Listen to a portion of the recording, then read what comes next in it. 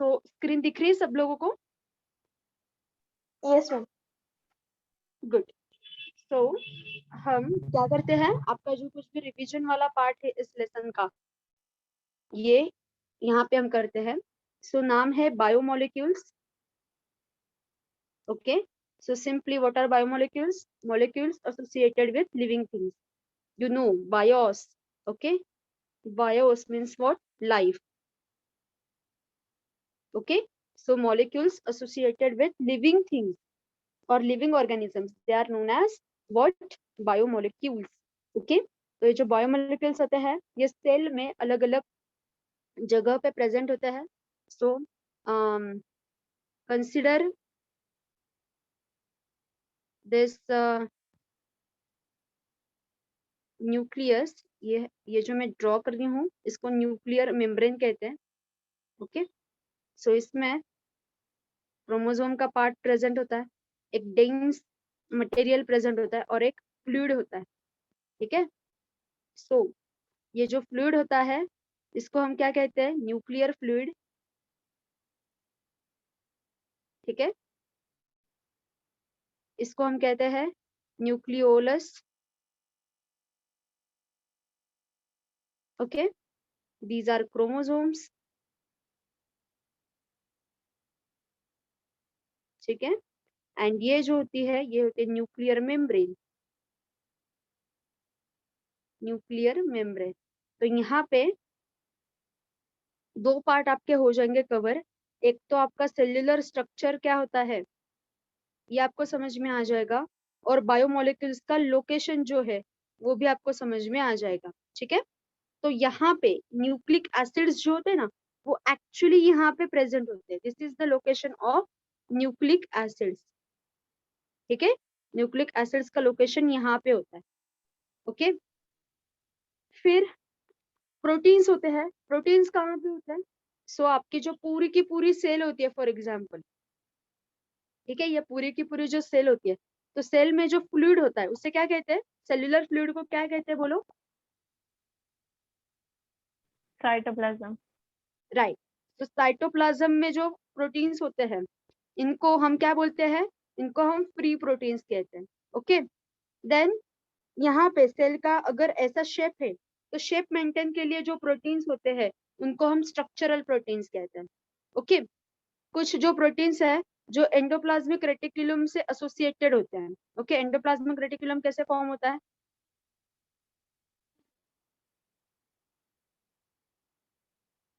Okay, ऐसे endoplasmic reticulum आपका form होता है. राइट, ये पढ़े हो ना आप लोग? सो फॉर एग्जांपल ये अगर एंडोप्लाज्मिक रेटिकुलम है आपका, तो यहाँ पे जो प्रोटीन्स इन्वॉल्व है, सो यहाँ पे कभी कभी ऐसे यहाँ पे भी अटैच्ड होते हैं. Okay, so they are involve in the protein synthesis. Okay, next protein form करने के लिए वो मतलब उसमें वो इन्वॉल्व होते हैं, उनको फंक्शनल प्रोटीन्स कहते हैं. ठीक है, फंक्शनल प्रोटीन्स. तो ऐसे प्रोटीन्स अलग अलग जगह पे प्रेजेंट होते हैं. जैसे साइटोप्लाज्म में होते हैं, इसमें भी हो सकते हैं, सेल मेम्ब्रेन में होते हैं, उनको स्ट्रक्चरल प्रोटीन्स कहते हैं जो स्ट्रक्चर मेंटेन के लिए यूज किए जाते हैं. Some proteins are involve in metabolism, उनको एंजाइम्स कहते हैं हम लोग. राइट, मेटाबॉलिज्म में जो इन्वॉल्व होते हैं उनको एंजाइम्स कहते हैं. Then carbohydrates. कार्बोहाइड्रेट्स कहाँ पे प्रेजेंट होते हैं? तो जहाँ पे सेल को न्यूट्रिशन चाहिए. ओके, सेल को कार्बन सोर्स या मिनरल्स जब हम प्रोवाइड करते हैं, तो सेल को जब न्यूट्रिशन चाहिए होता है तब वहां पे कार्बोहाइड्रेट्स काम में आते हैं. Okay, so these are the basic biomolecules. Lipids. Lipids आपके इसमें है नहीं, सिलेबस में है नहीं, पर लिपिड्स भी स्ट्रक्चर मेंटेन के लिए लिपिड का यूज होता है. ठीक है, तो इस तरह से ये अलग अलग बायोमोलिक्यूल्स होते हैं जो सेल के अलग अलग पार्ट में प्रेजेंट होते हैं. ओके, फिर सबसे पहला हमने बायोमोलिक्यूल देखा था वो था कार्बोहाइड्रेट, जिसे शॉर्ट में हम कार्ब्स कहते हैं. ओके, तो ये शॉर्ट फॉर्म आपको यूज नहीं करना है, पर न्यूट्रिशन एंड डाइटेटिक्स नाम की एक साइंस की ब्रांच होती है जो आपने सुनी होगी, तो वो भी, इसका भी आप करियर के लिए मतलब you can think of this branch. Okay, तो इसमें जब वो डाइटेटिक्स वाले या न्यूट्रिशनिस्ट होते हैं ना, वो जब वो पूरा का पूरा कंटेंट निकाल के देते हैं पेशेंट को, तो ये ऐसा शॉर्ट फॉर्म यूज करते हैं carbs. Okay, but in your paper you are not going to use this short form, okay. आप कार्बोहाइड्रेट से बोलोगे उसे। तो ये जो कार्बोहाइड्रेट्स होते हैं, तो ये कार्बोहाइड्रेट्स सिंपल मॉलिक्यूल्स होते हैं आपके, ओके। एंड अपॉन हाइड्रोलिसिस, मतलब कार्बोहाइड्रेट्स हाइड्रोलिसिस करके, मतलब जब उनके जो बॉन्ड्स होते हैं, वो जो बॉन्ड्स जब ब्रेक करते हैं हम, तो वो कितने फॉर्म्स देंगे, कितनी यूनिट्स देंगे, इसके ऊपर हम डिसाइड करते हैं कि उनका क्लासिफिकेशन कैसे किया जाए। तो upon hydrolysis, this is with water, अगर उसने एक ही यूनिट दिया, ओके, अगर इसने एक ही यूनिट दिया तो उसे हम बोलते हैं मोनोसैकेराइड, ओके, उसे हम बोलते हैं मोनोसैकेराइड। जैसे मोनोसैकेराइड का एग्जांपल क्या है, ये दिमाग में फिक्स कर लो, हाँ, यही के यही। तो ग्लूकोज है, फ्रुक्टोज है, ओके, एंड राइबोज है। तो ये क्या है, ये सारे मोनोसैकेराइड है। GFR, ऐसा ध्यान में रखो, GFR, okay, glucose, fructose and what, ribose. तो ये मोनोसैकेराइड है। देन जब वो 2 to 10 इतने यूनिट्स देते हैं, तब हम उनको क्या कहते हैं, ओलिगोसैकेराइड्स कहते हैं, ठीक है, ओलिगोसैकेराइड। तो इसमें अगर इसने दो दिए तो उसको डाइसैकेराइड बोलते हैं, 3 दिए तो ट्राइसैकेराइड बोलते हैं, 4 दिए तो टेट्रासैकेराइड बोलते हैं, ठीक है। तो डाइसैकेराइड्स में आपका एग्जाम्पल आ सकता है कौन सा, सुक्रोज आ सकता है, ठीक है, सुक्रोज है, मैल्टोज है, ठीक है। देन लैक्टोज है, SML, ऐसा कुछ तो आप ध्यान में रखो, LMS, ऐसा ध्यान में रखो, जैसे भी आपके ध्यान में आए वैसे, ओके। देन ट्राइसैकेराइड्स में रैफिनोज है, ओके, आर ने लिखा क्योंकि आर हमने राइबोज के लिए यूज किया है, ओके, रैफिनोज इसमें आता है। देन टेट्रासैकेराइड्स है, जिसमें स्टैच्यूज नाम का एक शुगर आती है, ओके, स्टैच्यूज है, ओके। सो इसमें टेट्रासैकेराइड आते हैं, मतलब 4 मोनोमर्स आपको इसके मिलेंगे, okay. So this is the basic classification of carbohydrate. ये समझ में आया है सबको? ये आपको थोड़ा सा लर्न करना पड़ेगा क्योंकि इसके ऊपर ना क्वेश्चन आता है, okay. Explain the classification of carbohydrates, this is the important question from this lesson. Got this point? Yes, ma'am. हाँ, इट इज वेरी सिंपल। और अगर ऐसा हुआ कि मोर देन 10 यूनिट्स अगर है, ओके, सो मोर देन 10 ऐसा अगर है, तो उसे क्या बोलते हैं, बोलो? Polysaccharides. Right, so it is called as polysaccharides, okay. तो पॉलीसेकेराइड्स जो है ना, इसमें हमारे स्ट्रक्चरल शुगर्स आते हैं, जैसे आपका स्टार्च है, ओके, देन आपका ग्लाइकोजन है, ये इसमें आता है। सेल्यूलोज भी इसमें ही आता है, ठीक है, सेल्यूलोज है। So cellulose in case of plants, glycogen in case of animals, ठीक है, ये ध्यान में रखो। देन इसके बाद हमने ग्लूकोज के रिएक्शन देखे थे, अलग अलग रिएक्शन है, ओके। तो ग्लूकोज सुक्रोज से कैसे प्रिपेयर करते हैं, ये हमने यहाँ पे देखा था। ग्लूकोज सुक्रोज से कैसे प्रिपेयर करें, सिंपली आपको सुक्रोज लेना है, ठीक है, सिंपली आपके पास सुक्रोज होना चाहिए, उसका हाइड्रोलिसिस करो, ओके। जब इसका हाइड्रोलिसिस आप करते हो तो आपको क्या मिलेगा, आपको एक कॉम्बिनेशन मिलेगा ग्लूकोज का एंड फ्रुक्टोज का, बस इतनी सिंपल रिएक्शन है, ठीक है। देन ग्लूकोज स्टार्च से भी प्रिपेयर कर सकते हैं, हाइड्रोलिसिस ही करना है स्टार्च का, ओके। कैसे करना है हाइड्रोलिसिस, सो C6H10O5, ये यूनिट्स अगर आप इसका पॉलीमराइजेशन है, मतलब पॉलीमर्स होते हैं ना, वो बहुत सारे अटैच्ड होते हैं, जब इसका आप हाइड्रोलिसिस करते हो तो आपको क्या मिलेगा, ग्लूकोज मिलेगा, okay. This is the second reaction. So यहाँ पे ये प्रिपरेशन हो गया। फिर प्रॉपर्टीज हमने देखे ग्लूकोज के, तो यहाँ पे केमिकल प्रॉपर्टीज में सिंपली आपको क्या कंफर्म करना है, ग्लूकोज का स्ट्रक्चर कंफर्म करना है। ये वीडियो में भी है, देखो, ये सिंपली आपको क्या करना है, ग्लूकोज का क्या स्ट्रक्चर है ये आपको पूरा का पूरा कंफर्म करवाना है। तो इसमें सबसे पहले आपको ग्लूकोज का चेन स्ट्रक्चर है, सबसे पहला कंफर्मेशन क्या है, मॉलिक्यूलर फॉर्मूला क्या है ग्लूकोज का, ये आपने कंफर्म किया, ठीक है। सेकेंड थिंग आपने क्या कंफर्म की कि इसका चेन स्ट्रक्चर है कि नहीं, ठीक है। Third thing what you have confirmed कि इसमें एक कार्बोनिल ग्रुप है, it contains one carbonyl group, ये आपने थर्ड कंडीशन में कंफर्म किया। देन फिर आपने क्या कंफर्म किया फोर्थ में कि इट इज एल्डिहाइड, जो कार्बोनिल ग्रुप है ना तो वो एल्डिहाइड है, ये आपने कंफर्म किया। देन नेक्स्ट क्या किया, मैं ये सीक्वेंस से ले रही हूँ, जो सीक्वेंस आपके बुक में है ना वही सीक्वेंस आपको बता रही हूँ। So then it has 5 hydroxyl groups, okay, it has 5 hydroxyl groups, ये हमने कंफर्म किया। देन हमने यहाँ पे और एक बात कंफर्म की कि glucose has one primary alcoholic group, okay, so one primary alcoholic group, ये यहाँ पे हमने कंफर्म किया। तो ये 6 बातें हमने यहाँ पे कंफर्म की and we can draw out one structure of glucose. ये समझ में आ गया, ये 6 पॉइंट्स में हमने एग्जैक्टली क्या किया है, गॉट दिस पॉइंट?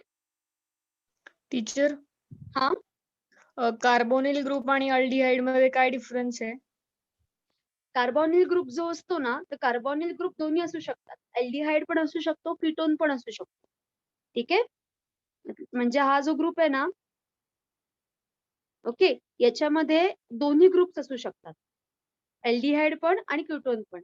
पण इकडे आपण काय कन्फर्म केलं की हा जो कार्बोनिल ग्रुप आहे हा कुठला आहे, तर हा दुसरा कुठला नाही, तर हा अल्डिहाइड ग्रुप आहे, हे आपण इकडे कन्फर्म केलं, कीटोन नाहीये, ओके। जसं फ्रुक्टोज मध्ये कीटोन ग्रुप आहे ना, तसं इथे नाहीये, हे आपण तिकडे कन्फर्म केलं, कळलं?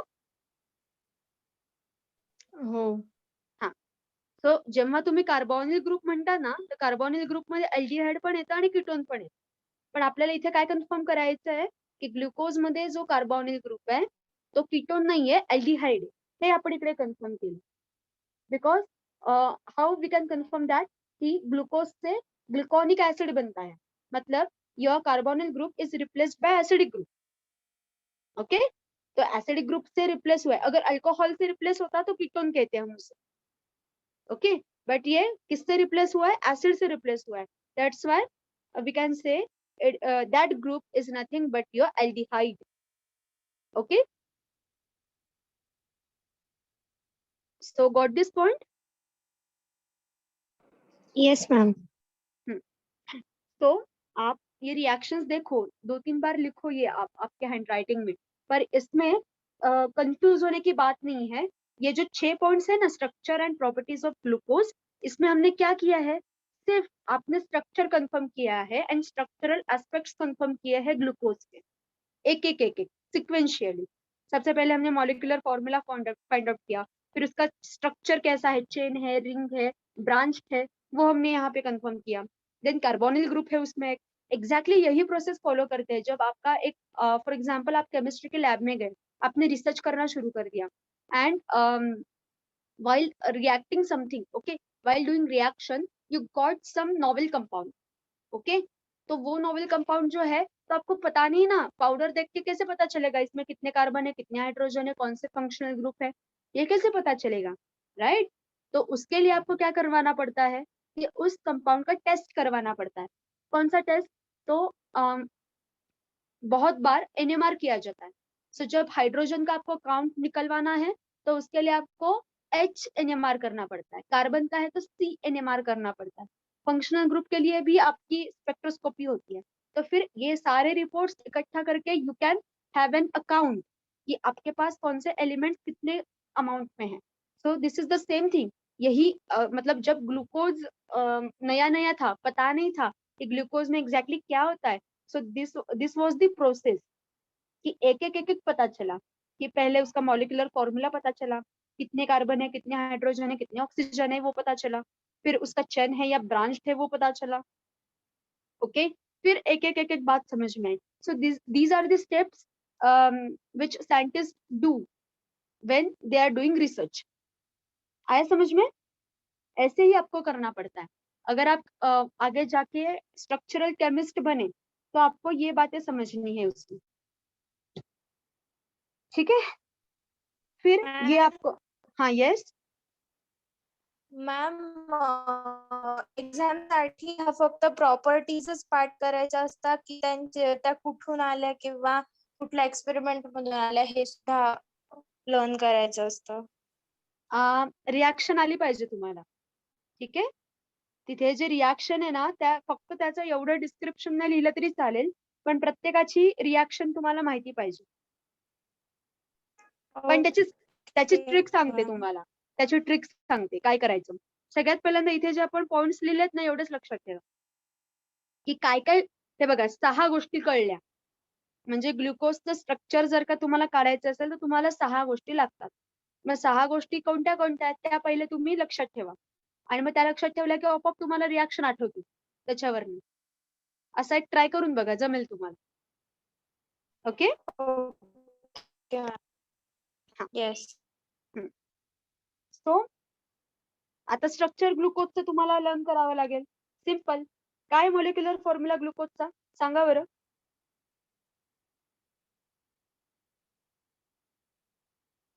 काय आहे? C6H12O6. C6H12O6 right. सो हा फॉर्म्युला आहे. मग या फॉर्म्युला प्रमाणे ग्लुकोज आता काढा इथे, C6H12O6. तो 6 कार्बन ड्रॉ करो फिर. 1 2 3 4 5 एंड 6. ओके. अब यहाँ पे क्या है, 1 कार्बोनिल ग्रुप है, ड्रॉ करो फिर 1 कार्बोनिल ग्रुप है. ओके. देन एक प्राइमरी अल्कोहलिक ग्रुप है, सो 1 प्राइमरी अल्कोहलिक ग्रुप है. ओके. देन यहाँ पे सिर्फ आपको एक बात ध्यान में रखनी है, लेफ्ट साइड पे आपको हाइड्रोजन्स लेने हैं सारे. सिर्फ जो आपका थर्ड कार्बन है ना, थर्ड कार्बन के यहाँ पे आपका अल्कोहल लेना है. ओके. फिर बाकी यहाँ पे करो, सेटिस्फाई कर दो. ठीक है. ये रहा आपका ग्लूकोज का Fisher projection formula.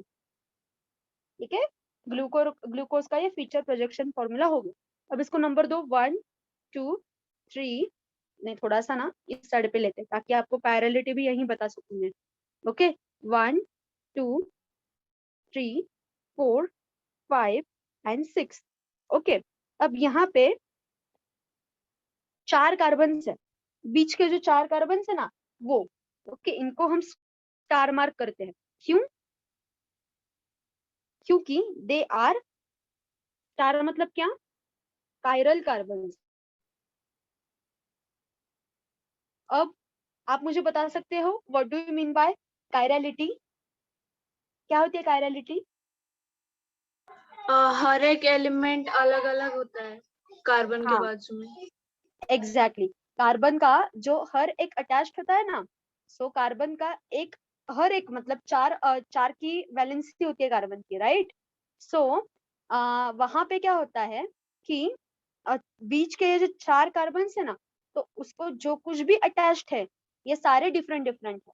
So they are optically active, they can rotate the whole compound and hence 4 carbons मतलब carbon number 2 3 4 and 5 they are chiral in glucose structure. Okay. तो ये बात आपको अगर स्ट्रक्चरल प्रॉपर्टी लिखने को आई किसकी, ग्लूकोज की, तो ये बात आपको ध्यान में रखनी है. ओके. सो इसका ही अब डीएल कॉन्फ़िगरेशन सिस्टम जो है, तो ये भी डी ग्लूकोज होता है हमारा. डी का मतलब क्या, डी का एक प्लस ओरिएंटेशन, क्लॉकवाइज जब वो रोटेट करता है तो हम उसको क्या कहते हैं, प्लस साइन देते हैं. और अगर एंटी क्लॉकवाइज रोटेट हुआ तो हम उसको माइनस साइन देते हैं. और डी फॉर क्या, dextro, and L for laevo. Okay. D for dextro and L for laevo, ये हमें पता है. एंड ग्लूकोज का कौन सा ओरिएंटेशन है, dextro orientation. Okay. And that's why we use the prefixes like D and L. so we use D for glucose and that's why glucose का और एक नाम है डेक्स्ट्रोज. डेक्स्ट्रोज शुगर भी कहते हैं उसको. ओके. सो ये बातें हैं, और आपको ये सारा थोड़ा सा रीड करना पड़ेगा, और ये रीड करके करके आपको आ जाएगा। ठीक है, got this point? Yes ma'am. तो ये हो गया इसका चेन स्ट्रक्चर। अब इसका रिंग स्ट्रक्चर भी होता है ग्लूकोज का। ओके, ग्लूकोज का एक रिंग स्ट्रक्चर भी होता है, तो वो हमें पता होना चाहिए। हाँ, और एक बात, ग्लूकोज की जो मेन शुगर है ना, वो पायराइन शुगर है। ठीक है, कौन सी शुगर है वो? पायराइन शुगर, ये ध्यान में रखो। ठीक है, पायराइन फॉर्म है उसका। और कैसा है उसका स्ट्रक्चर? सिंपली आपकी बेंजीन रिंग ही ड्रॉ करनी है, पर नीचे आपको ऑक्सीजन ड्रॉ करना पड़ता है, एंड बॉन्डिंग ऐसा होता है। This is पायराइन। ओके, और दूसरी फ्रुक्टोज की जो होती है ना, वो फ्यूरान होती है। वो कैसी होती है? फ्यूरान शुगर ऐसा करना पड़ता है ड्रॉ। ठीक है, ये ऐसा अटैच नहीं होना चाहिए एक दूसरे को। हाँ, सो दिस इज फ्यूरान। सो ये प्रिंसिपल शुगर है, बेस शुगर है। ठीक है, तो रिंग स्ट्रक्चर कैसे होता है फिर ग्लूकोज का? तो ग्लूकोज का रिंग स्ट्रक्चर इजी है। देखो, लोगों को लगता है कि वो डिफिकल्ट है, पर कुछ भी डिफिकल्ट नहीं है। मैंने कैसा ड्रॉ किया है वो देखो एक बार। बस ये यूनिट बना दिया आपने, मतलब उसका बेस जो है, ढांचा जिसे बोलते हैं, वो बना दिया। ओके, फिर सिर्फ आपको क्या करना है? अटैच करना है। तो यहाँ पे प्राइमरी अल्कोहल आएगा आपका। ठीक है, तो हाइड्रोक्सिल ग्रुप्स कहाँ पे है वो देखो, ये हमेशा ऐसा टेंजेंशियली होता है, और जो जगह बची है वहां पे हाइड्रोजन अटैच कर दो। बस इतना सिंपल है ग्लूकोज का स्ट्रक्चर। और अगर चाहिए तो आप इसको ये भी दे सकते हो, नंबर्स दे सकते हो। This is carbon number 1, this is 2, this is 3, this is 4, okay, this one is 5 and this one is 6। हो गए। ठीक है, और फिर हम बोलते हैं ना, आपने देखा क्या, सारे OH इस डायरेक्शन पे है, पर सिर्फ जो कार्बन नंबर 3 है उसका OH ऊपर है, जैसे इस स्ट्रक्चर में है। देखो, कार्बन नंबर 3 OH इस साइड पे है। यही फोल्ड होके क्या होता है? आपका रिंग स्ट्रक्चर बनता है। ठीक है, यही फोल्ड होके आपका रिंग स्ट्रक्चर बनता है। सो ये रहा आपका क्या, पूरा का पूरा ग्लूकोज का स्ट्रक्चर। अब यहाँ पे ये कौन सा ओरिएंटेशन हुआ? ये अल्फा ओरिएंटेशन हुआ, अल्फा डी ग्लूकोपायरानोज। ऐसा क्यों कहा?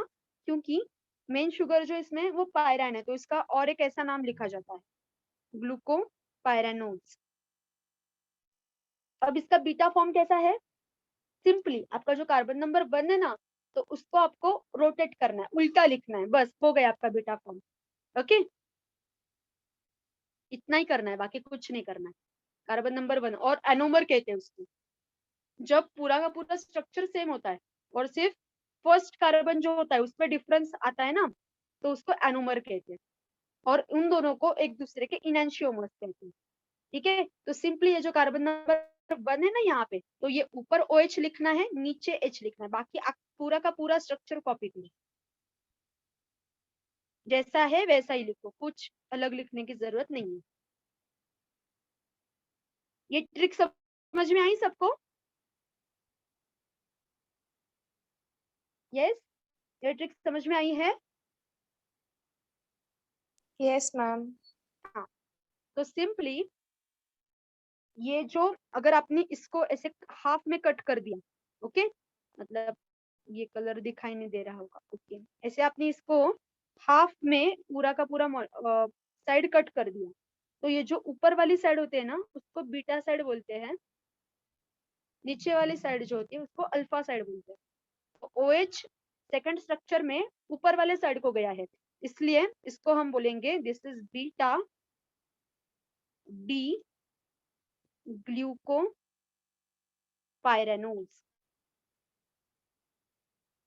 ठीक है, तो ये हैवॉर्थ फॉर्मूला है, आपको पता है। Okay, so this is Haworth formula. ये जो था ये Fischer formula. In the same way fructose का आता है। ओके, फ्रुक्टोज का जो आता है ना, ये भी ऐसे के ऐसे ही आता है। ओके, तो फिर ग्लाइकोसाइडिक बॉन्ड कैसे तैयार होता है? इन दोनों के बीच में ही ग्लूकोज और ग्लूकोज अगर हमने इकट्ठा किए, तो यहाँ पे आपको बता देती हूँ ग्लाइकोसाइडिक बॉन्ड कैसे तैयार होता है। कैसे? सिर्फ आपको एक H2O मॉलिक्यूल रिमूव करना है। ओके, क्या रिमूव करना पड़ता है आपको? एक वाटर मॉलिक्यूल रिमूव करना पड़ता है, ठीक है, डिहाइड्रेशन करना पड़ता है कि आपका ग्लाइकोसाइडिक बॉन्ड बनता है। तो यहाँ पे सिंपली कैसे बनेगा आपका? Okay, this is your glycosidic linkage, इतना इजी होता है, ठीक है, ग्लाइकोसाइडिक लिंकेज। फिर बाकी के जो एक और इसको अगर आप ऐसे आपने शुरू रख दिया, मतलब यहाँ पे गो ऑन और यहाँ पे भी गो ऑन, अगर ऐसा आपने कर दिया और ऐसे बहुत सारे मोनोमर्स अगर एक दूसरे को अटैच हुए तो फिर इसको हम पॉलीसेकेराइड्स कहते हैं। ओके, बाकी के डिटेल्स आप पढ़ सकते हो। ओके, आइए बात समझ में सबको?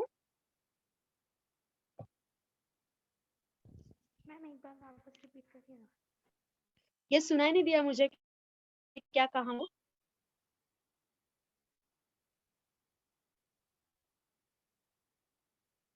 और एक बात, अगर ये अल्फा ग्लाइकोसाइडिक लिंकेज हुआ, ठीक है, यहाँ पे मैंने जो दिखाया है ना, ये कौन सा लिंकेज है? ये अल्फा ग्लाइकोसाइडिक लिंकेज है, बिकॉज अल्फा साइड पे डिहाइड्रेशन हुआ है। अगर बीटा साइड से अगर डिहाइड्रेशन होता है ना, तो उसको बीटा ग्लाइकोसाइडिक लिंकेज कहते हैं, ठीक है। कैसे होता है फिर वो?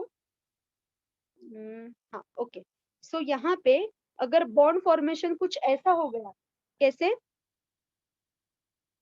ओके, इस तरह से अगर बॉन्ड फॉर्मेशन हुआ, ऑरेंज बॉन्ड देखो, तो इसको क्या कहते हैं? ये बीटा साइड पे बॉन्ड फॉर्म हुआ है, तो इसको बोलते हैं बीटा ग्लाइकोसाइडिक लिंकेज,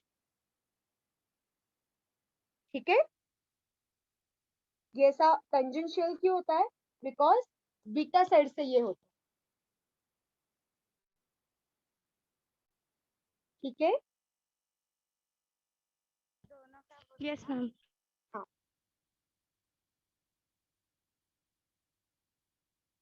तो ये आपको स्ट्रक्चरल एस्पेक्ट जो है ग्लूकोज के समझने हैं। फिर जैसे हमने ग्लूकोज का स्टडी किया वैसे आपको फ्रुक्टोज का करना है, देन सुक्रोज का करना है, स्टार्च एंड सेलुलोज के थोड़े थोड़े पॉइंट है। ओके, ये जो सारा है पार्ट, ये आपको यहाँ पे करना है।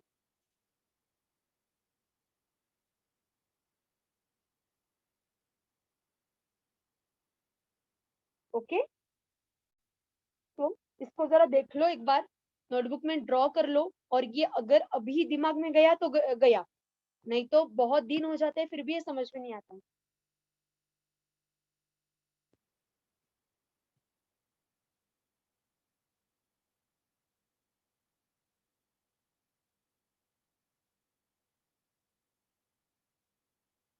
ओके, तो ये बात जो है ये आपको समझ में लेनी है, ठीक है। देन इसके बाद बाकी के जो एस्पेक्ट है ये आप रीड कर सकते हो, जो इम्पोर्टेंट है वो मैंने आपको बता दी। फिर आता है आपके प्रोटीन्स, ठीक है। फिर आएगा आपका प्रोटीन्स वाला पार्ट आएगा। प्रोटीन्स में देखो क्या क्या समझ में लेना है। सबसे पहले आपको अमाइनो एसिड का स्ट्रक्चर समझना है। ओके, अमाइनो एसिड में सिंपली क्या होता है? ओके, आपका एक कार्बन है, ओके, एक कार्बन है आपके पास, तो उसको 4 एलिमेंट्स अटैच्ड होते हैं। कौन से? एक होता है आपका अमाइनो ग्रुप, दूसरा होता है आपका आर ग्रुप, तीसरा होता है आपका हाइड्रोजन, एंड चौथा होता है आपका एसिडिक ग्रुप। अब एक काम करो, इसको ना यहाँ पे लो, ताकि मैं आपको यही कुछ बातें बता सकूं। COH को यहाँ रखेंगे, ऊपर हाइड्रोजन को जाए। ओके, अब यहाँ पे जो ये एंड होता है ना, इसको एन टर्मिनल कहते हैं, इसको सी टर्मिनल कहते हैं, ठीक है। और ये कार्बन फिर कायरल होता है। Exception is glycine. Why glycine क्यों एक्सेप्शन है बताओ?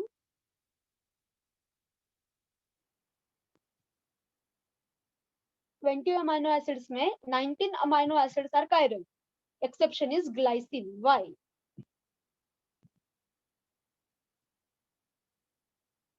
येस, त्याला 2 हायड्रोजन ग्रुप अटॅच असतात. एक्झॅक्टली, कारण त्याच्यामध्ये हा जो आर ग्रुप आहे ना, हा काय आहे, हायड्रोजन आहे. तर मग इथे H आणि H झाले, मग तो कायरल कसा झाला? ठीक आहे, that's why glycine is exception to the chirality. बाकी 19 amino acids are chiral. So इसमें N टर्मिनल है, एक C टर्मिनल है. ओके, अब यहाँ पे आपको और एक फॉर्म दिखाई देता है. वाई? कौन सा? देखो ये एम्फोटेरिक होता है नेचर में. ओके, ये जो पार्ट होता है ना, ये एम्फोटेरिक फॉर्म होता है. Okay, why? बिकॉज इसमें निगेटिव चार्ज भी प्रेजेंट होता है, पॉजिटिव चार्ज भी प्रेजेंट होता है. कैसे, ये देखेंगे. जब आप ये जो मॉलिक्यूल है इसमें प्रोटॉन ट्रांसफर करते हो, जब इसमें प्रोटॉन ट्रांसफर होता है, अब प्रोटॉन कहाँ से ट्रांसफर होगा? यहाँ से. ये जो COH है ना, यहाँ से प्रोटॉन आएगा यहाँ पे. ठीक है, यहाँ से आपका प्रोटॉन जो है वो यहाँ पे आएगा, और फिर आपको क्या स्ट्रक्चर मिलेगा? यहाँ पे R वेस्ट है, यहाँ से प्रोटॉन गया, इसके पास प्रोटॉन आया. ओके, बाकी का स्ट्रक्चर वैसे के वैसे. तो यहाँ पे पॉजिटिव चार्ज भी प्रेजेंट है, निगेटिव चार्ज भी प्रेजेंट है. हेंस इस पर्टिकुलर स्ट्रक्चर को कहा जाता है ज्विटर आयन. ओके, इसको बोला जाता है ज्विटर आयन फॉर्मेट. ओके, ये इलेक्ट्रिकली न्यूट्रल होता है. ओके, जब आप इसको इलेक्ट्रिक फील्ड में रखते हो तो इलेक्ट्रिकली न्यूट्रल होता है, बिकॉज पॉजिटिव नेगेटिव चार्ज जो होते हैं वो एक दूसरे को काउंटर बैलेंस करते हैं. तो ये निगेटिव होता है, ये न्यूट्रल होता है. एम्फोटेरिक होता है, दोनों चार्ज प्रेजेंट है इसलिए. ओके, तो ये जो फॉर्म है ये इंपॉर्टेंट है. तो हर एक अमाइनो एसिड आपको 3 स्ट्रक्चर्स में मिलता है, एक बेसिक, एक एसिडिक आणि एक न्यूट्रल. ओके, तो दीज आर दी बेसिक्स. अब आपको क्या बात है कि आपको ये जो 20 अमाइनो एसिड्स है ना, ये आपको लर्न करने पड़ेंगे स्ट्रक्चर. मतलब पेपर में इतना नहीं आता, पर ऐसा क्वेश्चन आ सकता है कि draw the structure of any 4 amino acid. तो सिंपली चार ही बोले ना, तो 4 सिंपल करो ना. कौन से? एक ग्लाइसिन करो, मतलब कैसा? 4-5 आप ध्यान में रख सकते हो, इजीली रख सकते हो, उसमें कुछ भी डिफिकल्ट नहीं है. ओके, यहाँ पे H डाल दिया तो ये हो गया ग्लाइसिन. ओके, यहाँ पे अगर H डाल दिया, ग्लाइसिन हो गया. CH3 डाल दिया तो क्या हो गया? एलेनाइन. 2 हो गए. ठीक है, क्या हो गया? एलेनाइन हो गया. देन और एक सिंपल डाल दो यहाँ पे, फिनिल एलेनाइन करो. फिनिल एलेनाइन भी इजी है. कैसा करना पड़ता है? फिनिल एलेनाइन कैसा ड्रॉ करना पड़ता है? सिंपली यहाँ पे CH2 करो और एक बेंजीन रिंग ड्रॉ करो. ये हो गया आपका फिनिल एनेलाइन, फिनिल एलेनाइन. 3 हो गए. ओके, एंड और एक चौथा कौन सा करोगे फिर? हाँ, ये जो CH2 है ना, ये ऐसे के ऐसे ही रहने दो. सिर्फ इसके जगह पे ये जो फिनिल रिंग है ना, इसके जगह पे आप एक और एक ग्रुप डाल सकते हो, HS. ओके, मतलब सल्फर ऐड कर दिया तो ये कौन सा हो गया? ये अगर आपने कर दिया तो ये हो गया आपका सिस्टीन. बस ये 4 लर्न करो. ये इतना हो सकता है. टीचर, ते टेबल 14.1 मध्ये व्हॅलेनचे शेजारी Me2CH लिहिले, ते Me काय? Me means methyl group. म्हणजे असं CH3 हा मिथिल ग्रुप आहे ना, आणि त्याच्या मध्ये ब्रॅकेट मध्ये 2 दिले, तर असं आहे. कळलं? Yes ma'am. तर 4 स्ट्रक्चर पार्ट होतील सगळ्यांचे, 4 अमाइनो एसिडचे. और एक ऑप्शन है, ये CH2 है ना, ये ऐसे कैसे रहने दो, सिर्फ यहाँ पे नीचे OH लगा दो. बस इतना ही करो. ओके, OH लगा दो, CH2 OH, ये सेरीन है. 5 हो गए फिर. इजी, इजीएस्ट जो है ना वो मैंने आपको बता दी. ठीक है, तो 5 अमाइनो एसिड के स्ट्रक्चर लर्न करो, बाकी के जाने दो. मतलब आगे जाके अगर आपने केमिस्ट्री कंटिन्यू किया तो आपको पूरे के पूरे लर्न करने हैं, इसमें कोई डाउट नहीं है. पर अभी के लिए 5 amino acids are more than enough. ठीक है,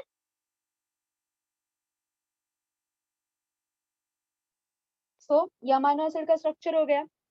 फिर इसमें और एक बात ऐसी है कि आपको क्या करना पड़ेगा फिर, अमीनो एसिड के स्ट्रक्चर हो गए, फिर ये ज्विटर आयन का जो है वो आपको ध्यान में रखना पड़ेगा।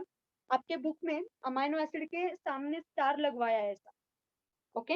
जहां पे स्टार है ना, तो स्टार मतलब इसेंशियल, जो बॉडी में प्रोड्यूस नहीं होते, एंड स्टार मार्क नहीं है मतलब दे आर नॉन इसेंशियल, जो बॉडी में प्रोड्यूस होते हैं,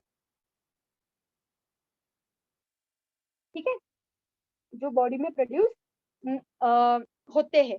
तो these amino acids are produced by your body and these amino acids are not produced by your body, they are externally supplied। तो आपके फ्रूट्स होते हैं, वेजिटेबल्स होते हैं, विटामिन होते हैं, उसमें से ये अमीनो एसिड्स क्या होते हैं, सप्लीमेंट आपको मिलता है। और कुछ लोगों को उतना भी नहीं मिलता, तो फिर उनको एक्सटर्नल प्रोटीन सप्लीमेंट लगता है, फिर पाउडर लगती है, protein powder. So what is that protein powder? It is nothing but this essential amino acid. Okay? ये बात समझ में आई यहाँ तक?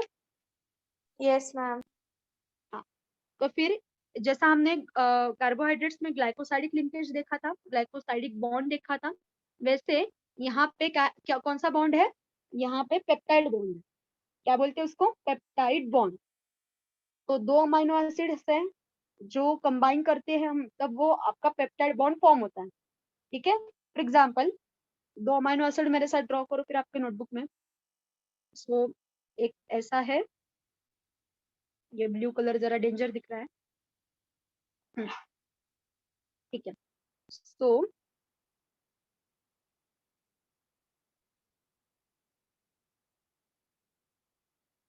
एंड यहाँ पे आपका है, ठीक है, एंड फिर और एक है आपका,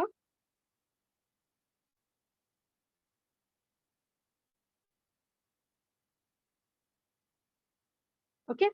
तो देखो टर्मिनल कैसे बोलते हैं हम, ये बात समझ में आई होगी आपकी। अब देखो ये चेन बनने वाली है, तो चेन की ये जो साइड है ना, ये वाली, इसको एन टर्मिनल बोलते हैं, और ये जो साइड है ना, इसको सी टर्मिनल बोलते हैं। और बीच में कुछ कहने की बात ही नहीं होती, क्योंकि यहाँ पे बॉन्ड फॉर्म होने वाला है, ओके। तो बॉन्ड कैसे फॉर्म होता है, फिर से वाटर मॉलिक्यूल रिमूव करो, ओके। एक वाटर मॉलिक्यूल जो है, तो यहाँ से आपको वो रिमूव करवाना है, ओके। तो इसमें यहाँ से एक H जाएगा, ओके, और यहाँ से एक OH जाएगा, ओके। हो गए H2O, यहाँ पे यहाँ से OH जाएगा, यहाँ से NH जाएगा, ठीक है। और फिर आपका स्ट्रक्चर कैसे फॉर्म होने वाला है, देखो NH2CHR। हाँ, अब देखो कैसे फॉर्म होगा। सो यहाँ पे OH आपका रिमूव हो गया है, सिर्फ आपका डबल बॉन्ड O रहेगा, ठीक है, सी डबल बॉन्ड O इतना ही रहेगा। फिर यहाँ से आपका H गया, सिर्फ N रहेगा, NH, ठीक है, CRHCOOH, and this particular bond which is formed,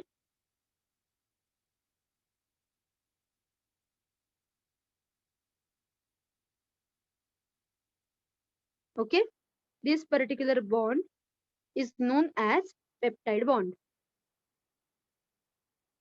okay। समझ में आया पेप्टाइड बॉन्ड किसे कहते हैं?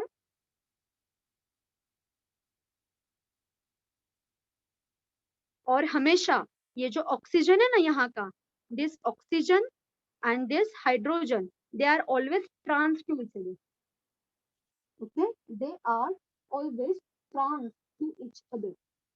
आया समझ में? so this is your peptide bond, and जब दो अमीनो एसिड्स ऐसे अटैच होते हैं एक दूसरे को, तो उसको हम बोलते हैं dipeptide. those amino acids are known as dipeptide, ठीक है। जब तीन होते हैं तो ट्राइपेप्टाइड बोलते हैं। फिर got this particular point?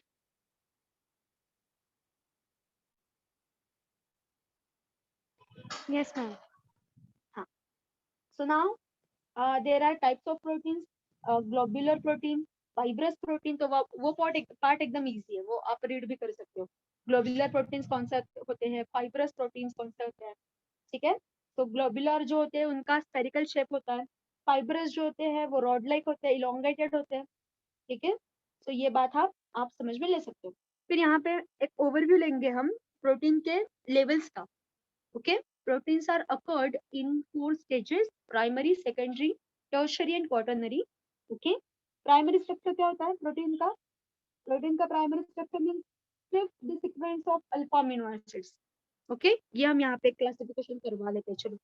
So primary structure means sequence of alpha amino acids and nothing else. Then secondary में क्या होता है, बाकी का आप रीड करो, सिर्फ मैं आपको इसका डिफरेंशिएशन बता रही हूँ ताकि आपका कंफ्यूजन ना हो इसलिए, ओके। सो सेकेंडरी स्ट्रक्चर क्या होता है? सेकेंडरी स्ट्रक्चर में थोड़ा सा शेप मिलता है उसको, मतलब क्या मिलता है कि यहाँ पे alpha helix and beta pleated sheets बनते हैं, मतलब इन दोनों में से क्या बनता है, 3D अरेंजमेंट बनने लगती है प्रोटीन्स की। देन टर्शियरी स्ट्रक्चर क्या होता है प्रोटीन का?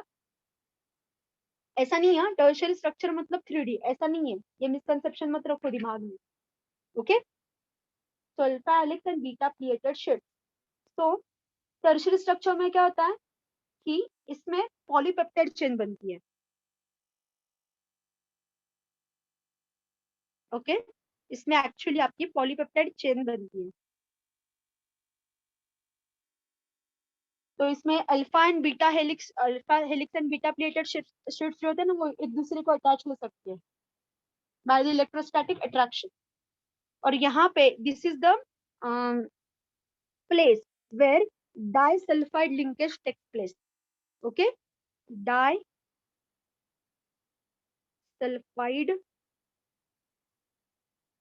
लिंकेज, तो वो यहाँ पे बनता है, ओके।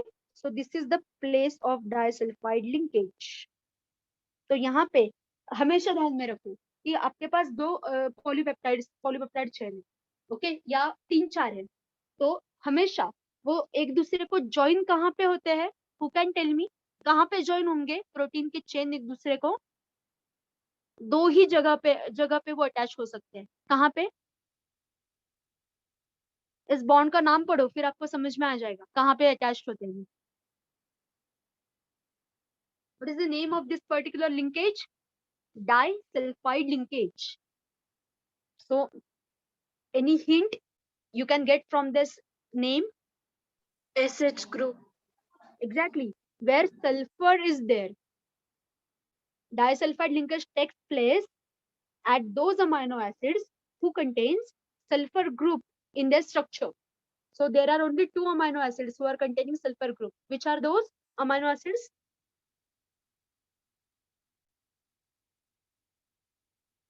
Yes, कौन से है amino acids वो जहाँ पे sulfur है? Observe that table from your book 14.1. Cysteine. Cysteine is one and another one is? Yes, one is cysteine. Other is? Methionine. Methionine, right. So 2 amino acids are there who contain sulfur in their structure. That's why this disulfide linkage takes place at their position. तो यहाँ पे tertiary structure में disulfide linkage आता है, and then last one is your quaternary structure. Okay, यहाँ पे quaternary structure में क्या होता है? यहाँ पे एक प्रोटीन कॉम्प्लेक्स बनता है, एक्चुअली प्रोटीन कॉम्प्लेक्स बनता है, ठीक है। सो this is the protein complex.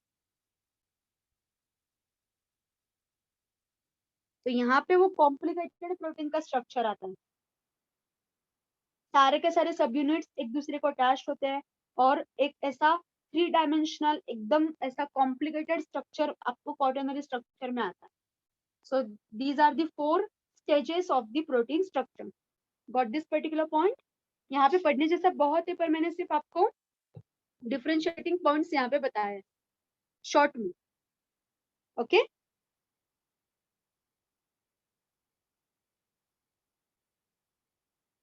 तो प्रोटीन का डीनेचुरेशन भी हो सकता है, कैसे?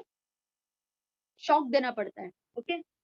तो हीट से हो सकता है, दैट्स व्हाई प्रोटीन प्यूरिफिकेशन की जो लैब्स होती है वो ऐसे बहुत ही कूल्ड कंडीशन में होती है, चिल्ड कंडीशन मेंटेन की जाती है।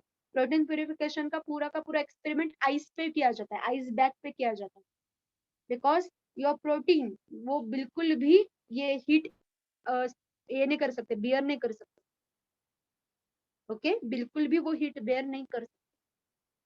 तो हीट डिस्ट्रॉय कर सकती है प्रोटीन के स्ट्रक्चर को, ओके।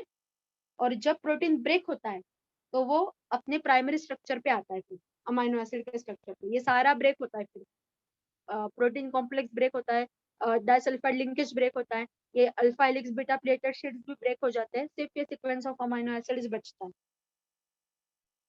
सारा का सारा वो खत्म हो जाता है। और ये होने के बाद उसका फंक्शन भी डिस्टर्ब होता है, क्योंकि स्ट्रक्चर चेंज हो गया तो फंक्शन भी चला जाता है उसका।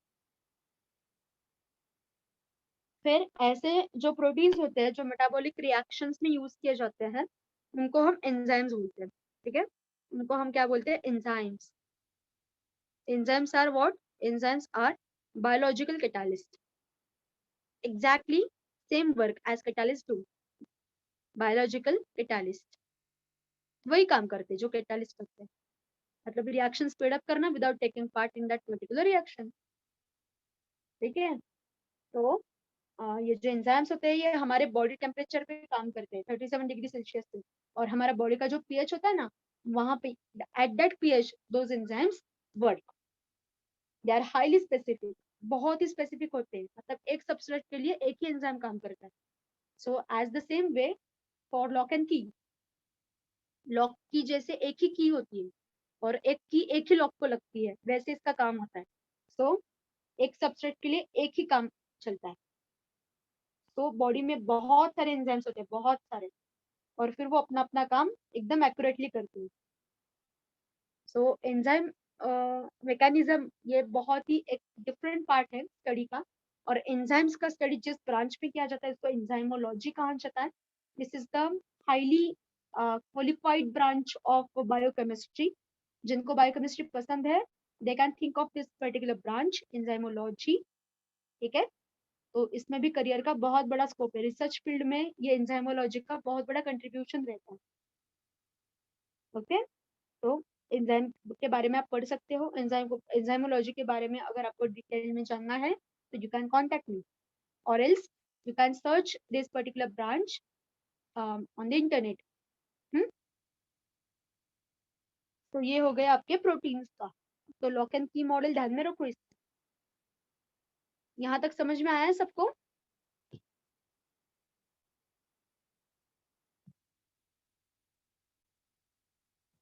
फिर लास्ट पार्ट है रिवीजन का हमारा, तो वो है आपका न्यूक्लिक एसिड। पर आप बोलो न्यूक्लिक एसिड आज लेना है या कल लेना है? आप बोलो, आप जिससे कहोगे वैसा करेंगे हम।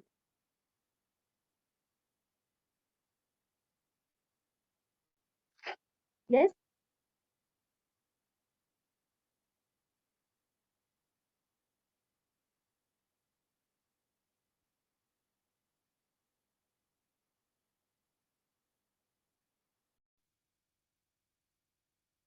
yes, so we can stop now. We will continue the nucleic acid part in the tomorrow's lecture.